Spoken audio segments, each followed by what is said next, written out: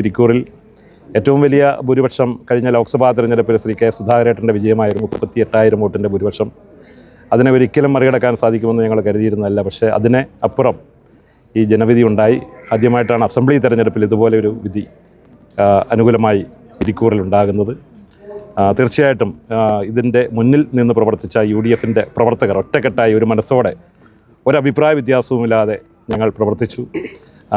അതുകൊണ്ട് തന്നെ ഞാനല്ല, ഞങ്ങളാണ് നന്ദി പറയുന്ന ജനങ്ങൾക്ക്. UDFൻ്റെ ടീം ഒരുമിച്ച് നിന്ന് നേടിയ ഒരു വിജയമാണ്. ഊണും ഉറക്കവും ഉപേക്ഷിച്ച് ഈ തെരഞ്ഞെടുപ്പിൽ UDFന് വേണ്ടി പ്രവർത്തിച്ച എല്ലാ സഹപ്രവർത്തകരെയും ഞാൻ നന്ദിയോടെ ഓർക്കുന്നു. UDFന് വേണ്ടി നന്ദി പറയുന്നു. ഇത് UDFൻ്റെ വിജയമാണ്. സാറേ, പിന്നെ ഇതൊരു ചരിത്ര വിജയമാണ് നേടിയിട്ടുള്ളത്. UDFും അതുപോലെ തന്നെ സാറും. എന്തായാലും നമ്മുടെ മലയോരത്തിനൊരു മന്ത്രി ഉണ്ടാവും. ഞാൻ വളരെ തൃപ്തനാണ്. MLA എന്ന നിലയിൽ ഒരു സാധാരണ കുടുംബത്തിൽ നിന്ന് വന്ന ഒരു പാർട്ടി പ്രവർത്തകനാണ് ഞാൻ, ഒരു പൊതുപ്രവർത്തകനാണ് ഞാൻ.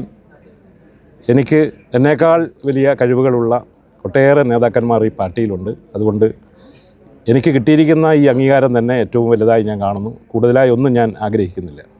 ഒരു ഭരണവിരുദ്ധ വികാരം ഉള്ളതുകൊണ്ടാണ് CPMന്റെ ശക്തമായ കോട്ടയിലടക്കം ഇത്തരത്തിലൊരു തിരിച്ചടി ഉണ്ടായത്. ശക്തമായ ഭരണവിരുദ്ധ വികാരമുണ്ടായിരുന്നു.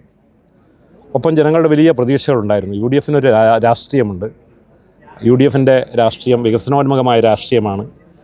നാളെക്കുറിച്ചുള്ള ഒരു കാഴ്ചപ്പാട് ജനങ്ങളുടെ മുന്നിൽ അവതരിപ്പിച്ചുകൊണ്ടുള്ള ഒരു തെരഞ്ഞെടുപ്പ് പ്രവർത്തനമാണ് ഞങ്ങൾ കാഴ്ചവെച്ചത്.